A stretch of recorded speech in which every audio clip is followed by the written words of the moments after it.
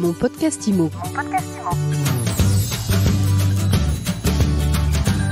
Bonjour et bienvenue dans ce nouvel épisode de Mon podcast IMO. On est en live du congrès de l'AFNAIM. C'est le dernier jour, on est en train de débarrasser autour de nous.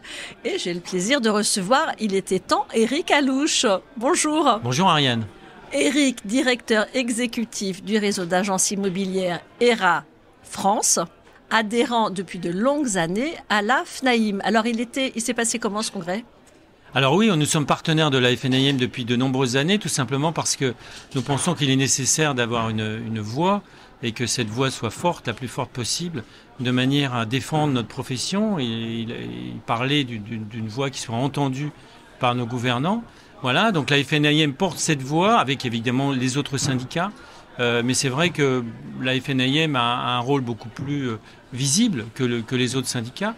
Voilà, alors ce congrès s'est très très bien passé, comme d'habitude, avec un Jean-Marc Torolion qui a vraiment, au cours de tout son mandat, marqué l'immobilier, puisqu'il a obtenu la reconnaissance du titre d'agent immobilier. Ça, c'était important. C'est très important, puisque c'est une reconnaissance de ce que nous sommes. Quand on est reconnu dans ce qu'on est, c'est toujours quelque chose de positif, humainement, puisqu'il y a des fois, on entend un petit peu n'importe quoi, avec des gens qui se déclarent agents immobiliers. Agent immobilier, c'est un titre qui doit être respecté, qui doit être défendu. Aujourd'hui, on a les moyens de le défendre. Alors, il va falloir effectivement le faire de manière très concrète parce qu'on entend des fois des choses qui sont un peu erronées. Moi, j'aime bien les mots et j'aime bien que les gens sachent précisément à qui ils ont affaire. On a aussi ce terme de mandataire qui veut strictement rien dire, puisqu'un mandataire, c'est quelqu'un de mandaté. Donc ça, c'est pareil. Ce serait bien de préciser les choses.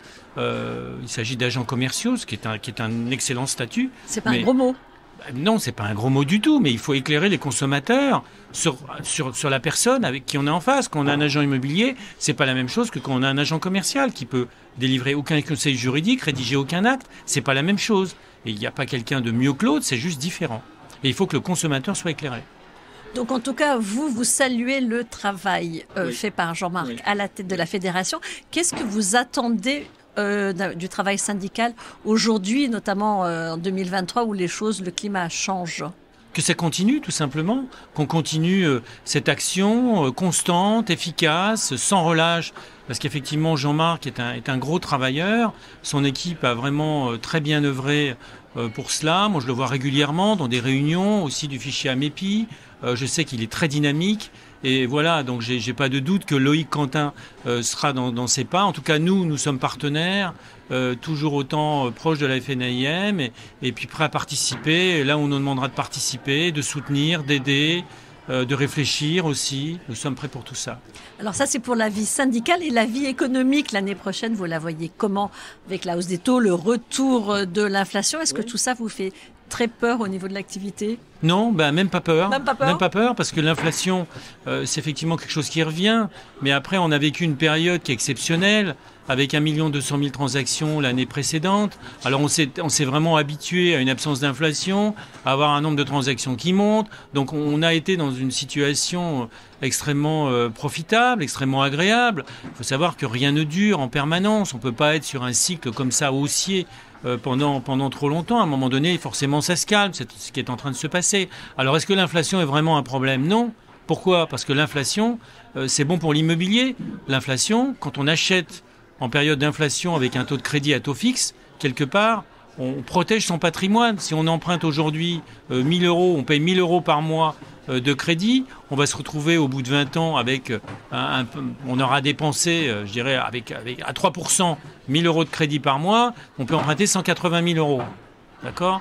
Donc ça fait avec un intérêt de 60 000 euros, pour faire simple. Donc ça fait un coût total de 240 000 euros. Donc ça fait finalement un crédit qui aura coûté 33% de la valeur du bien immobilier. Il faut savoir que dans une ville comme Bordeaux, dans les 20 dernières années, on a une augmentation de plus de 240% sur les appartements. Donc on voit vite la différence, 240%, 33%. Donc il ne faut pas se plaindre. Donc s'il faut acheter, achetons quand on peut. Aujourd'hui, acheter est une bonne idée, est une bonne chose. À condition de le pouvoir et d'avoir le financement de pouvoir emprunter. Qui va en face. Mais l'inflation n'est pas un problème, bien au contraire, puisqu'on va rembourser finalement une mensualité fixe pendant 20 ans, donc qui ne va pas subir l'érosion de l'inflation. Le bien immobilier va certainement prendre de la valeur, donc on est gagnant. Donc il faut acheter. Quand on peut acheter, il faut continuer à acheter. Après, l'immobilier est toujours une valeur sûre. Dans les périodes d'incertitude, dans les périodes difficiles, on voit avec l'Ukraine, on voit effectivement les problèmes internationaux aujourd'hui, problèmes d'énergie. Acheter de l'immobilier est toujours une manière de sécuriser son patrimoine. Donc je ne suis pas inquiet pour ça. Merci beaucoup Éric Alouche. Donc ce que je retiens, c'est bravo Jean-Marc Torolion et l'inflation, même pas peur. Même pas peur. Même pas peur. Eh bien merci et à très vite pour un nouvel épisode de Mon Podcast Immo. Mon Podcast Immo. Mon Podcast Immo.